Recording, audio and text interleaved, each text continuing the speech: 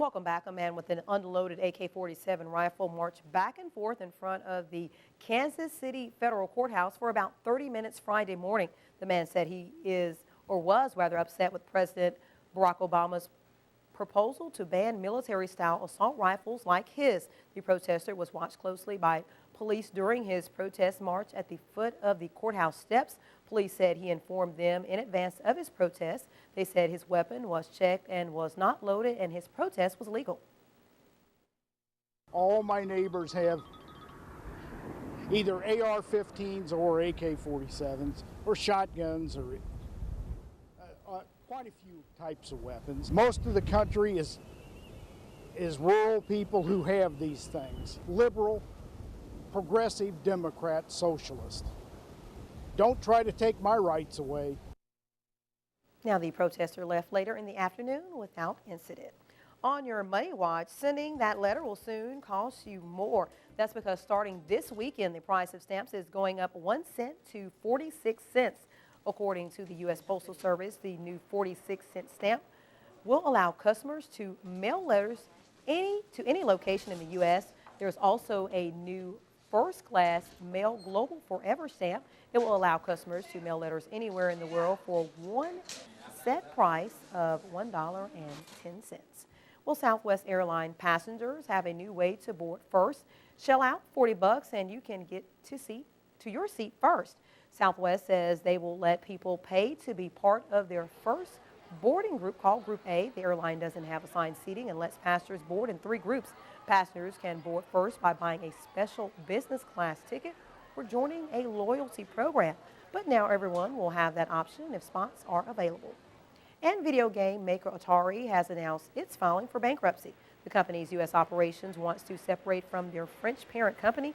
Atari turned 40 last year and was a video game pioneer with games like Pong and Centipede.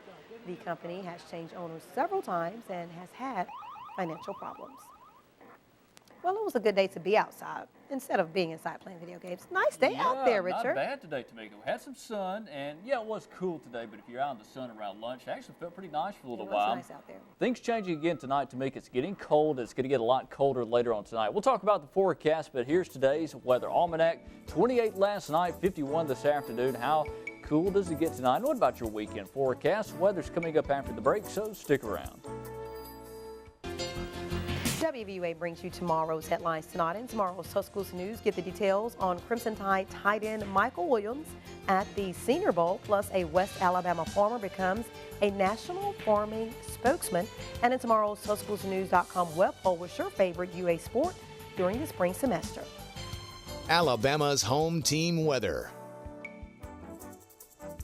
We'll check out that Tuscaloosa Tower cam on this cold Tuesday night, looking down University Boulevard off towards that west direction, towards downtown Tuscaloosa. And it is chilly out tonight if you've been out and about. We'll check out the temperature map. No rain to talk about tonight. That's a good thing if you get to be out and about, especially considering the temperature's getting close to freezing. 33 Birmingham and Tuscaloosa reporting 33. Montgomery down to 40 and Dothan reporting 39 at this hour. So pretty chilly out there tonight. We'll check out lows this morning. Most spots starting off at the 20s, 28 officially in Tuscaloosa, 26 in Birmingham. Some spots cooler than that. In fact, some spots getting into the upper teens for Hamilton and the Haleyville area. The typical colder spots getting those low 20s, upper teens. Tupelo reporting 23 this morning. Even down towards Mobile, 39 starting off the day. We'll check out satellite and radar composite. No rain to talk about. No precip out there tonight. There's a little bit of cloud cover, though, you notice on the satellite image across parts of North Alabama and parts of Central and West Mississippi. That is moving in here, and we'll call for partly cloudy sky tonight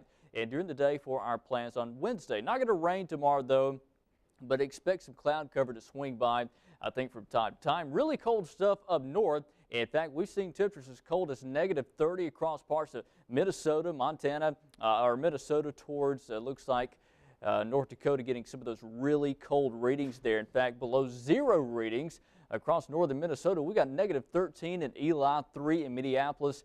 So the cold air is certainly there, but it's not moving due south. It's moving more east rather than south, which is a good thing.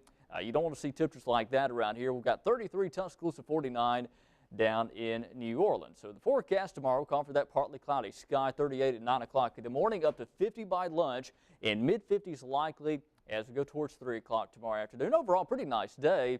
after that cold start to the day. Again, some cloud cover here and there tomorrow, as well as on Thursday. A weak cold front moves in from the northwest, and that could bring the risk of a passing shower on Thursday. Most spots probably going to stay dry, though. The front really settles just south of I-20. The colder temperatures stay north of I-20. Friday, here comes the next cold front. That's going to sweep through our state. During the day on Friday, good chance of showers ahead of that. Not going to be an all-day soaking type of rain, but you're going to need that rain gear, I think, from time to time. On Friday, Saturday, cool but dry. Weather takes over. So tonight we'll forecast a low around 27, partly cloudy. Pretty chilly out there tonight.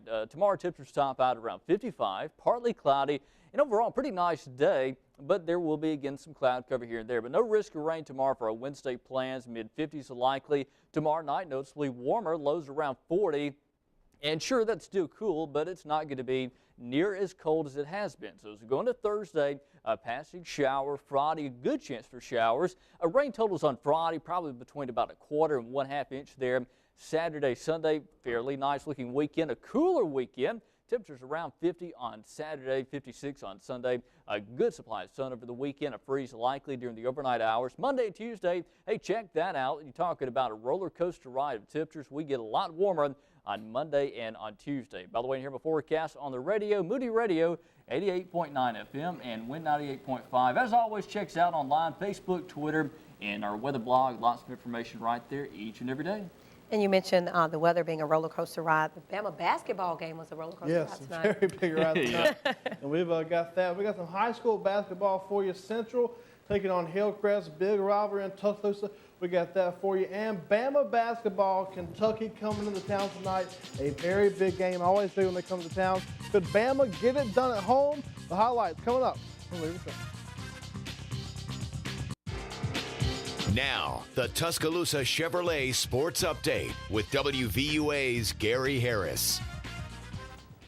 Welcome back, everybody. I'm Bradley Whittington. Gary Harris is live over at Coleman Coliseum. We'll check in with him in just a bit. Well, the Crimson Tide hosting the Kentucky Wildcats tonight over at Coleman Coliseum. Always a good game when the Wildcats come to town.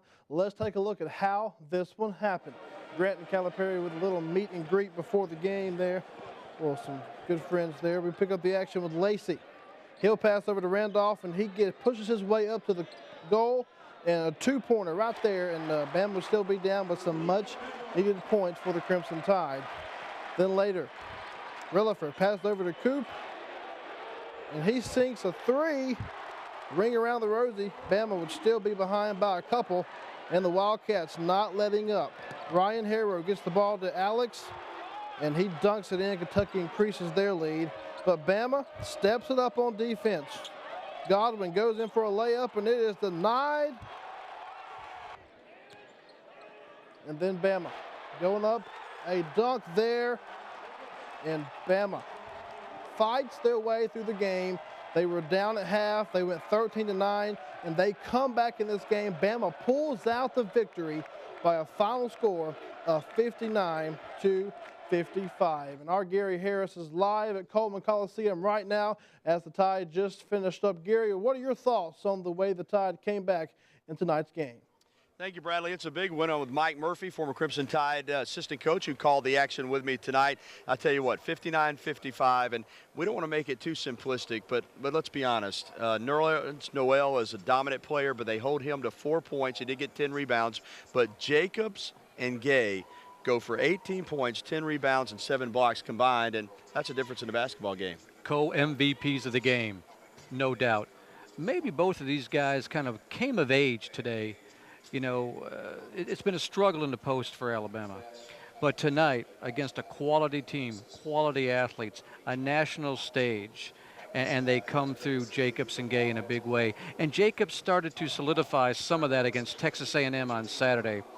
And if they can use this, Gay and Jacobs I'm talking about, as a stepping stone, boy, Alabama could be a factor late in the game. I tell you what, Mike, they moved to 12-6 overall, 4-1 in the SEC.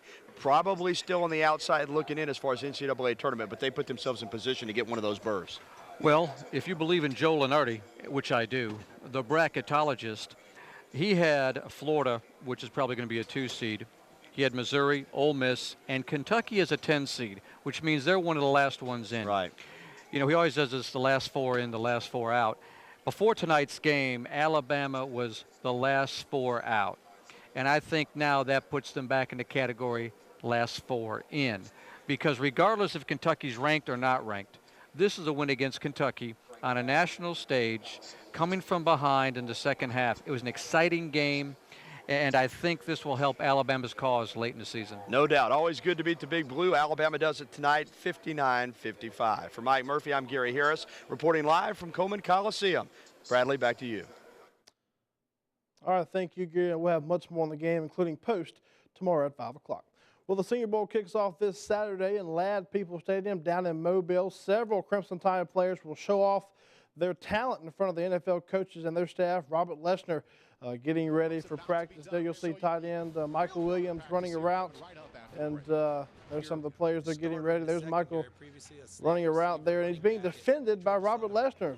2 Alabama boys showing off their talents in hopes of being picked as soon as possible in the upcoming draft. Nico Johnson and Carson Tinker also at practice today. Now, DJ Fluker participating in the Senior Bowl, but not practicing due to a groin and calf injuries. He will not play in the game on Saturday.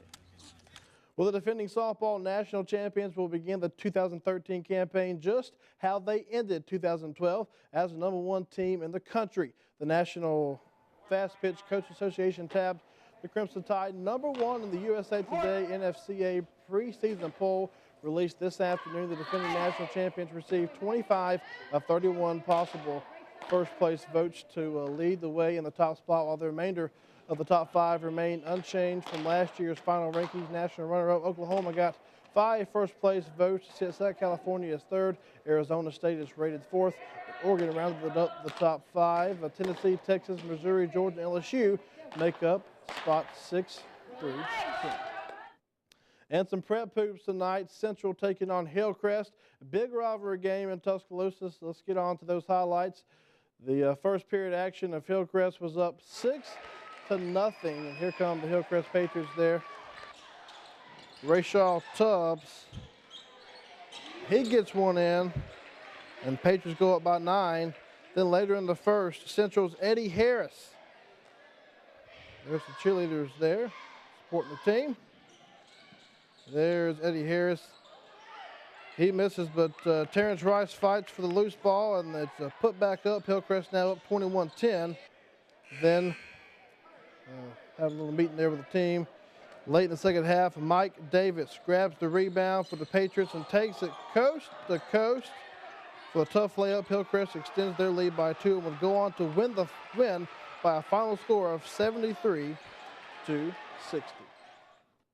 Well, it was a scary moment at a high school wrestling meet in South Dakota. Take a look at this video. A high school wrestler takes to the mat, ready to take on his opponent, but it turns out he really was getting ready to contend with an 80-pound light fixture. It falls right on top of him. As soon as it gets in place, the light falls, directly on top of him. He takes the referee and the other wrestler only seconds to get it off.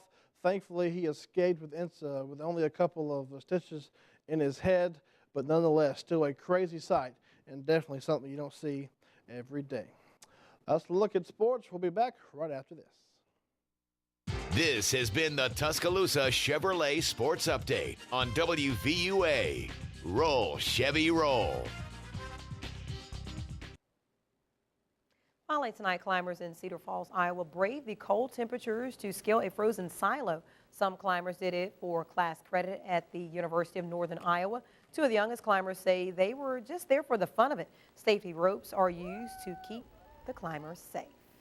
Was that something that you would do for class credit? I do a lot, but I would not climb a silo, especially if it's covered nice. I'll tell you right now, I'd take a 0 in that class. Yeah, I don't know if I'd do that either.